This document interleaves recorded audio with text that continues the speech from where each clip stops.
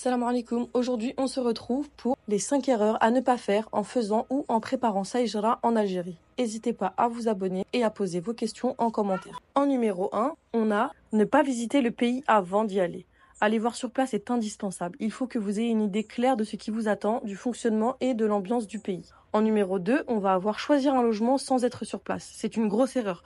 Les plateformes comme Wetnis, Airbnb sont très trompeuses. Les prix sont souvent très élevés et on n'est pas à l'abri d'une arnaque. En Algérie, le passage au notaire est obligatoire. Même pour la location d'un appartement, il est indispensable. Il faut absolument se rendre sur place, visiter plusieurs biens, discuter en face à face avec les propriétaires, négocier les prix, etc. En 3, on va ne pas avoir de budget pour les premiers mois en prévision de l'absence d'entrée d'argent. Au départ, le temps d'ouvrir votre commerce, débuter votre emploi ou mettre en place de manière pérenne vos sources de revenus, il est préférable d'avoir un peu d'argent de côté. Ça vous servira toujours. En numéro 4, pensez que tout sera beau, rose et idéaliser la hijra en quelque sorte. Les débuts peuvent être semés d'embûches. Les galères et imprévus, ça arrive 80% du temps. N'idéalisez pas trop. Au final, une fois installé, une routine s'installera et les épreuves de la vie sont internationales. Ça arrive dans le monde entier. En 5e et dernière position, on va avoir le fait de s'installer et vivre comme avant la hijra. Attention à ne pas simplement déplacer votre vie telle qu'elle en Algérie. Gardez en tête l'objectif et les raisons de la hijra. On le fait pour Allah, il faut sans cesse renouveler son intention et ne pas se perdre. La hijra a pour but de s'améliorer, ne l'oublions pas. La vie en Algérie n'est pas la même qu'en France, donc le budget mensuel ne sera pas le même non plus. Il sera logiquement un petit peu moins élevé que celui que vous avez habituellement